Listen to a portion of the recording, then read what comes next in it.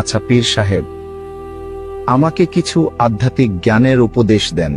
আধ্যাত্মিক জ্ঞান মূলত মানুষের ভেতরের অহংকার দূর করে আত্ম উপলব্ধি ও অন্তরের প্রশান্তি অর্জন করতে শেখায়। বাইরের জগৎকে বিচার করার আগে নিজের ভেতরের চিন্তা অনুভূতির দিকে নজর দিন।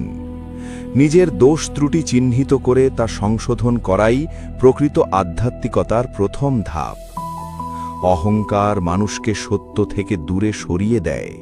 সম্পদ, পদবি বা ক্ষমতার প্রতি অতিরিক্ত আসক্তি মানুষের অন্তরের শান্তি বিনষ্ট করে।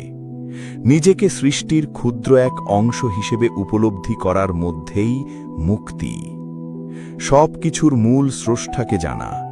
দৃশ্যমান জগতের পেছনে থাকা অদৃশ্য সত্যকে বোঝার চেষ্টা করুন। সমস্ত সৃষ্টির ওপর ভালোবাসা ও সহমর্মিতা প্রদর্শন করা স্রষ্টার নিকটবর্তী হওয়ার সবচেয়ে বড় মাধ্যম।